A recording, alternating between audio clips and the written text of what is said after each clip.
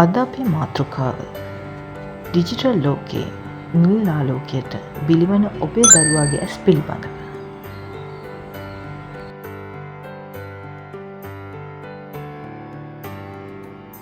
මුලින්ම අපි නිල් ආලෝකය කියන්නේ මොකක්ද කියලා සරලව පැහැදිලි කරගනිමු. හිරු එළිය තමයි නිල් ආලෝකයේ විශාලතම ස්වභාවික මූලාශ්‍රය.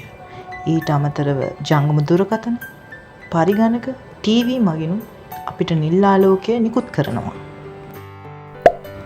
ඔබගේ දරුවාගේ ඇසට නිල් ආලෝකයේ බලපෑම කොහොමද කියලා අපි බලමු. ප්‍රධාන ගැටලුව තමයි සවස් හෝ රාත්‍රී කාලයේදී මේ ස්ක්‍රීන් භාවිතා කිරීම නිසා නිින්ද පාලනය කරන මෙලටොනින් හෝමෝනය අඩුවීමෙන් දරුවාගේ නිින්දට බාධා ඇතිවීම සිදු කරන්න පුළුවන්. මේ ඩිජිටල් තිර මගින් නිකුත් වන නිල් ආලෝකය නිසා ඇතිවන අනෙකුත් බලපෑම් තමයි ඇස් වෙහෙසවීම, වියලි ඇස්, බ්ලර්ඩ් විෂන්, ඒ කියන්නේ පැහැදිලිව නොපෙනීම, හිස රදය.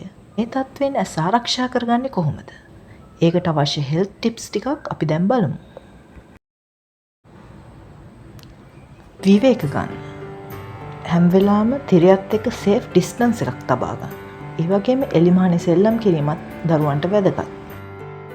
අනික් වැදගත් කාරණය තමයි තිර භාවිතය නින්දට පෙර සීමා කරන්න. එලිමහනේ සිදු කරන ක්‍රියාකාරකම් අක්ෂි සෞඛ්‍යයට ඉතාම වැදගත්.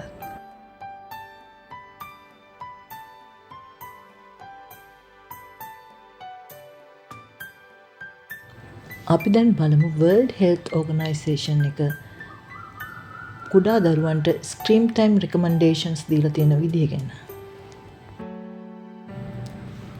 වයස අවුරුද්දක් යනකම් කුඩා දරුවන්ට no screen time. එහෙම නැත්නම් කිසිම ඩිජිටල් තිර භාවිතයක් සිදු නොකරන්න කියලා තමයි රෙකමන්ඩ් කරලා තියෙන්නේ. ඒ වගේම තමයි වයස අවුරුදු 1ක් 2ක් අතර පැයකටත් අඩු ස්ක්‍රීන් ටයිම් එකක් තමයි රෙකමන්ඩ් කරලා තියෙන්නේ.